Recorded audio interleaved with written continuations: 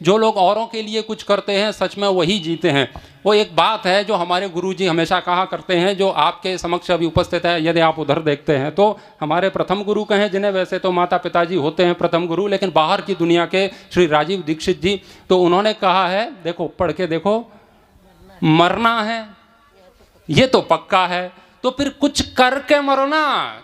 जब मरोगे तो भगत सिंह का रास्ता क्या बुरा है? ये मरोगे ढोंगी पाखंडियों के चक्कर में, तो भगत सिंह का, चंद्रशेखर आजाद का, सुभाष चंद्र बोस का, वीर सावरकर का मार्ग क्या बुरा है? जब मरना है ये पक्का है, तो जब मरना है तो कुछ देश के लिए कुछ करो। देखो जीने वाले मात्र दो लोग हैं, एक वो जो भगवान को पाने के लिए यत्न करते हैं, प्रयत्न करते हैं, साधनाएं करते हैं, वो घर को त्याग करके जैसे भी उनके हो सकता है अनासक्ति भाव से जीवन यापन करते हैं। उनका जीवन वास्तविक जीवन है। जो प्रभु को पाना चाहते हैं, जो सत्य को प्राप्त करना चाहते हैं, उनकी जो क्षमताएं नहीं है, इतने उनके प्रबल संस्कार नहीं है, तो दूसरे श्रेणी में आने वाले वो लोग हैं जो देश के लिए जीते हैं। देश में उत्पन्न हुई समस्याओं को मिटाने के लिए वो अपने प्राणों की आहुति देते हैं, वो लोग वास्तव में जीते हैं। लेकिन वो कहते हैं ना कि वास्तव में सांस तो सबकी चल रही है। यदि सांस लेना ही जिंदा होने का प्रमाण है तो आईसीयू में कई सारे लोग सांस ले रहे हैं, क्या आप उनको जिंदा कहोगे?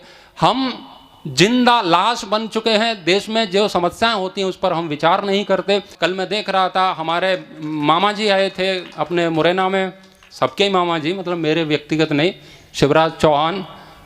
और मैंने देखा, जो बाहर कहा जाता है कि आदिवासी क्षेत्र है, यहाँ पर खाना नहीं मिलता है। आप वीडियो देख लेना, मैंने आपको भेजा था, धर्मेंद्र जी को भेजा था, आप देख लेना, न्यूज़ पर आया था। रोटियों के लिए लड़ाई चल रही है, रोटियों के लिए लड़ाई चल रही है। वो आए कृषि मंत्री हैं, उनसे कोई पूछने को ये साहस नहीं कर रहा है, भैया देश के किसानों के लिए तुम क्या कर रहे हो? कृषि मंत्री हैं देश के। ध्यान किधर गया? शिवराज पर ध्यान नहीं है। वो उसका जो दायित्व है देश के लिए, उस पर पूछने के लिए हमारी कोई ऐसी विचारधारा नहीं, ऐसी कोई मंशा नहीं है कि हम उनसे कुछ पूछ सकें। हमारा ध्यान किधर है?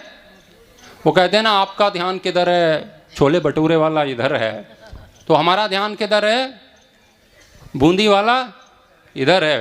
तो वो लूट रहे हैं, उसको खाना तक नहीं मिल रहा है क्या? ये स्थिति है हमारे देश की। तो निश्चित रूप से यदि हम अपने क्रांतिकारियों के चरित्र में अवगाहन करते हैं, उसको समझते हैं, तो देश में फिर से एक क्रांति हो सकती है। एक जन जागरण का फिर से सैलाब आ रहा है। मुझे लगता है कि फिर से बहुत कुछ हो सकता है यदि हम चाहें तो। आपने इतनी शांति से सुना, आपका बहुत बहुत धन्यवाद। और आप शांति से सुन रहे हैं, आगे भी सुनेंगे ऐसी आशा है।